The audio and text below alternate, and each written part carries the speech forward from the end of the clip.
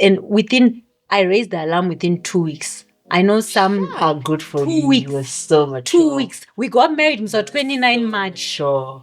Week 1 was traveling and what. Week 2, we had to go back to work early. Okay. That week was grueling. By the end of that week, I said, Raymond, pane era. Steve era. Because I was like, It's not working. oh. But that was mature because, I mean, I know a lot of women who would feel like that, but would keep trying and struggling, and then you end up depressed. And actually thinking there's something wrong with them. Yeah. No, I was like, this is not, because I'm an overachiever.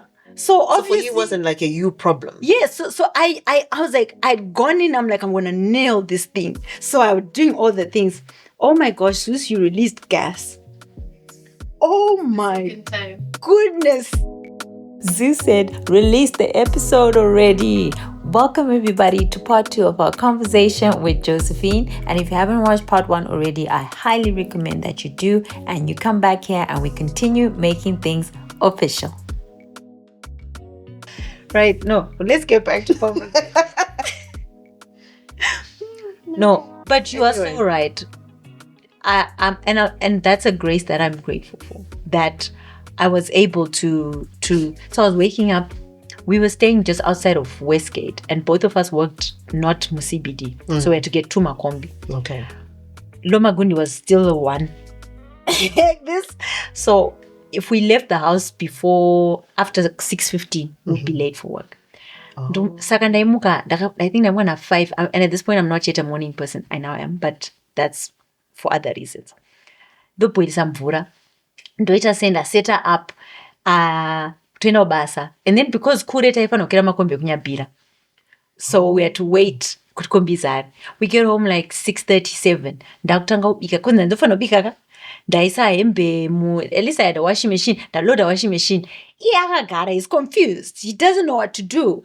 And then apparently at some point I'm supposed to go into the bedroom. I'm like, no. And you're supposed to be alive.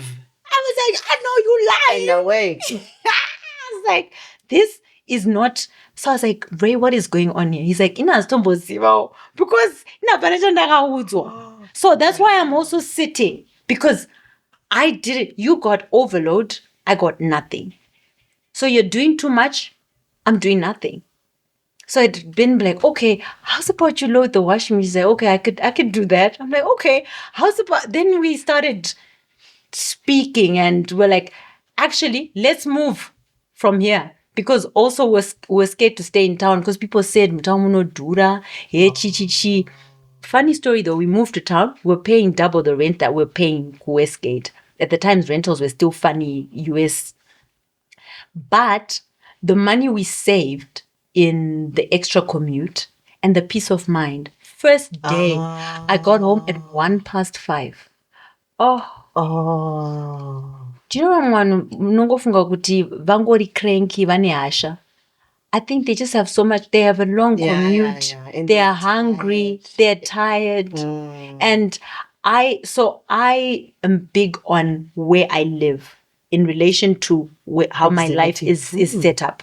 I'm not, and it's not anything against people who do. Power to them. But it wouldn't work for me. With the way I'm set up, I can't stay somewhere where I have to commute 1.5 hours. Do you know, I think you are unique in that you stop to analyze a situation. I think because for most of us, it's like, how do we make it work? Right? And then we go about our daily business frustrated. Yeah. But that's the way it is, right? I have bigger things to worry about. Or I'm mulling over. But I won't stop to say, am I happy? Why am I not happy? How can I change this? I don't think a lot of us actually have been trained to actually stop and sort of reassess to say, why is this not working anymore? If it worked before, how can I change it? Can I move? Can I not? You look like the person who's stopping to say, no, I can't do this. What's going on? Let's change it. Whereas for the rest of us, it's like, they said this is the way it's supposed to be. I'm the one who's supposed to cook. I'm the one who's supposed to wake up and boil water. And I know, like in our home, my dad was not very big on boys doing chores, So it's for them, they've also been raised to not. Yeah. So you still expect you to hand wash his underwear and still cook his food, and and it's like, yeah, you're supposed to do that now. You're the wife. Yeah. But I never stopped to say, I'm tired. I can't do this. Yeah. Because my mother did it. Yeah. And so I expected to do it, but my husband didn't ask me to do it. So it took my husband actually saying to me, I actually don't care who washes my clothes or cooks the food. I just want clean clothes and I want to eat. And it's like, whoa. So I don't have to do it. Yeah. It's like, but then I think if he had never said that, I would have just continued because I realized I was getting resentful and angry because he would be sitting there watching TV. And then sometimes he'll say to you, do you want to come and watch the movie with me? I'm like, do you not see the amount of work that needs to be done here? Dude, and you're just sitting there. You didn't even make the bed. Right? But for him, it's like, anybody can do it. Anybody so can we do could it. pay someone to do it. Yes. And that, up until recently, because already we practice it in our marriage, but however, I learned and have come to grasp to terms with the fact that it's not biblical as it is more cultural. Explain.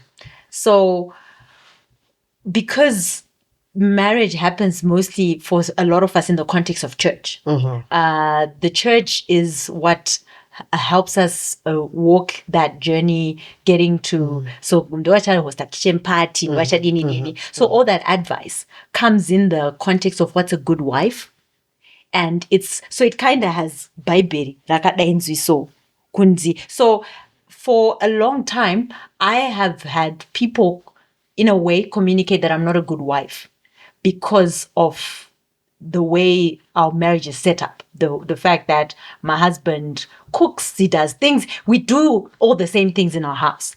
And so I've been made to feel like an inadequate wife in a what's a good Christian wife. However, there is nowhere in the Bible where it says what defines a good Christian wife.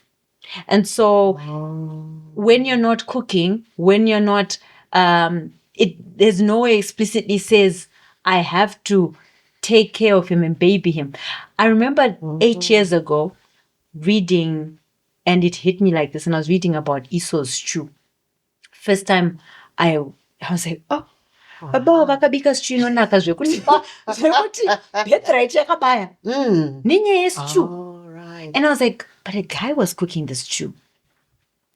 And I was like, kana mubhaibheri mune stew yekutanga inotaurwa. That means that, and it wasn't said in a normally kuti. And then this one day when Esau would cook, because boys don't cook. So please note. So it didn't say, please look addendum. Boys don't cook. But in this special circumstance. It wasn't say like a special circumstance. It was just Esau and his tree yaibika. That was really amazing. So already, that was the first time I was like, wait a minute. And so I began to question a lot of things that I had been raised to believe that's what I'm supposed to do and that's what I'm supposed to be. And I was thinking about it this morning and I realized that society is actually quite perverted. I know it's a big accusation. Yeah, that's a hectic one. It's a big one. Do you know why I say that? Because from the time you were as little as a 3-year-old girl, you do something, whether wapika, whether chichichino, it's referencing to wifey. How are you looking at a 3-year-old and go like, what is the They're 5. Because as a woman, your success is attributed to how you do chores, right?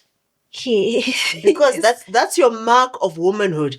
Everything else that you do is like nice to have. Like you go and get the degree, you have the 32 distinctions. Yeah. Like the girl who recently graduated.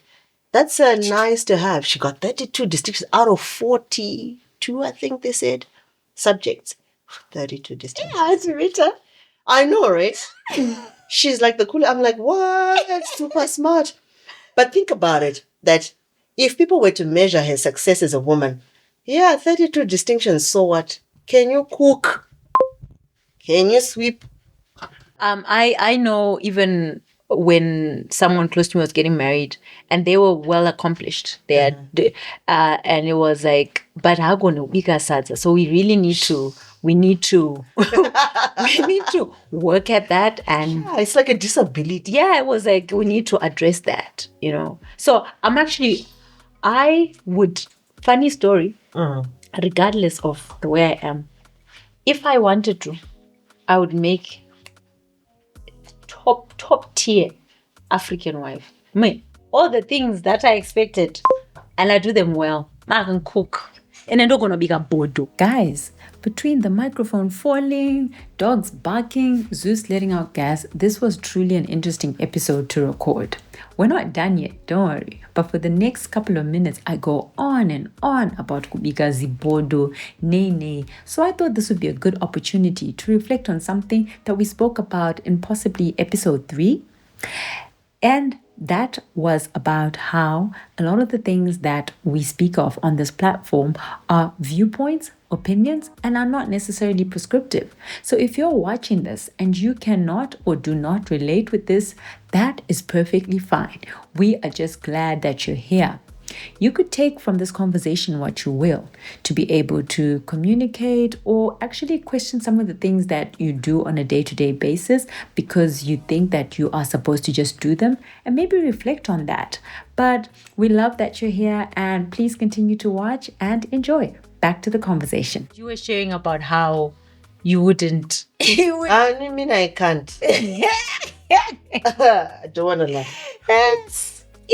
It's unrealistic. I wanted to. Do you know what? So I think for me, everybody wants. When I got married, most of us. When I was preparing to get married, I bought all these books. I read a lot. Wow. And I was preparing myself, taking notes, because I wanted to be this perfect wife, right? And it was going to work out because I worked hard and prepared for it, right? I think when I did it also, it didn't occur to me that as I do it, the person I'm going to marry is not going through the same process I'm going through. It's just me. So you realize after you get married, the things don't seem to apply, right? Yeah. The advice at the kitchen tea, when I listen to it, I'm like, that's amazing. Yes, I'll do that. I will definitely do that. And then you get in, you're like, I can't. Yeah. As a single woman, I thought I could do it because I could keep a clean house. Yeah. I wasn't really great at cooking, not really a fan of, I'm not a foodie, right? I eat to stay alive. Wow. I know. I'm so fascinated.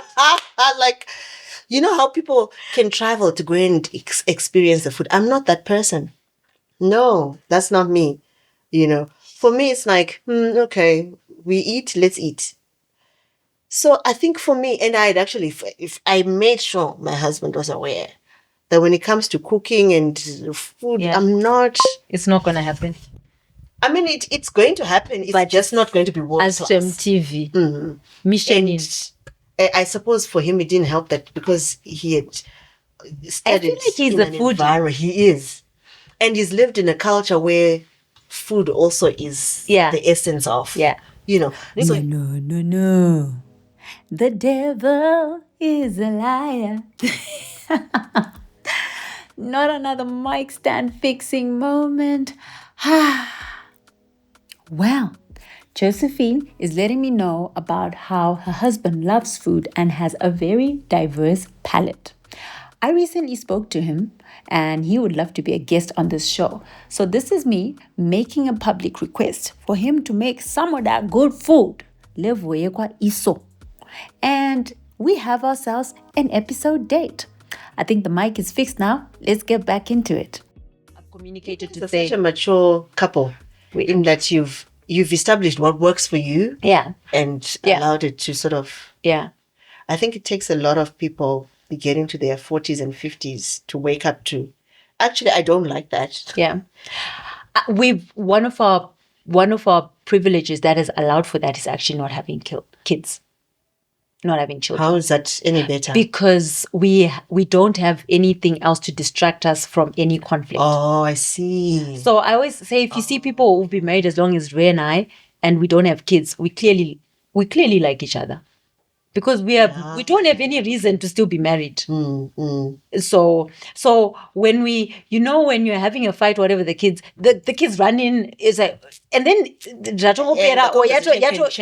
change or whatever. They do something funny and then you laugh, you are upset, and then all of a sudden it's like, oh, by the way. Yeah. Or if in our parents' generation, a lot of them divorced soon after the last one left.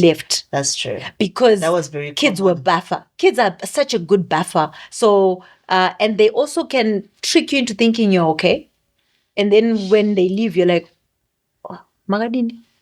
And I remember my boss actually saying so for them it wasn't that the youngest he was going into Form 1. Yeah. And then all of a sudden it was just the two of them. The first thing was, let's have another child. That was the first thought. No, not we can start going out for dinner, we can go on holiday, we can, and these kids can just be at school. Yeah. No, it was like, I think we need another child. So you were saying, he says, let's have another child. Like, let's put a plug. We need another child. We need another distraction. We cannot do this. What are we going to do with ourselves? And yet for some people it will be like, because that's your primary relationship. Your primary relationship is your spouse. And Vana Chipo, they're not... Sure, and I think by the time the kids leave, you're also fed up with each other. And you're alien to one another. Yeah. I liked blue when we got married. Yes. But by the time, then I love red. And it's like, I've changed. It would be alarming if someone stayed there. And I let go of that very early on in my marriage. In our marriage, I remember thinking I met this guy when we were 19. And so, wow, if I were to insist on him being 19, that comes with more cons than pros. It does. So that you've changed. Yes. It would be alarming if I haven't changed. And so I quickly let go of that, and I choose to get to know this person all the time, because I know I'm also changing. Okay. And so I actually even highlight things that I feel I notice before. That you're changing. Yeah, so I actually say, hey, you know what? I used to think I liked this. I'm starting to see a shift. So do you know some people actually have arguments over that? Like, but you told me that you liked that, and then all of a sudden today you're waking up to say, so it's already a problem. Like, how dare you change? I have to change my mind. No, you're not allowed to. So you see, we've had to change and grow without that. And makangotarisan, hapana uzombonzi chimonutaisa kuti mwana rarere. Like hapana. So you have to talk. You have to talk. I think it's not even talking, Nyashaà. You have to process. I think the more we're having this conversation, the more I'm awakening to the reality of me needing to stop and process myself. Because I might actually change, but because I've not processed and consciously thought of it, I won't communicate it. Yeah. And still just be annoyed and frustrated, like, why is he still doing that? Yeah. Right? But I've not stopped to actually realize that, no, it's because I have changed and not communicated the change. So I'm expecting him to sort of behave a certain way. Yeah. So we've been going on for so long. So apparently we have to trim this episode so that you can come next time. Your voiceover auntie is back to tell you that even though we thought it was going to be 2 episodes, they are 3. So next week, join us one more time as we wrap this up. If we had released the entire episode together, it was going to be a bit of a jumble. So we put together the parts that Josephine and I speak about boundaries and communication. And we also think that this is a good time to release it because we are getting into the festive season. Season yema odi. So please allow us kutitingoti go one more time next Sunday. And thank you so much for joining us today. Until then, let's keep things official.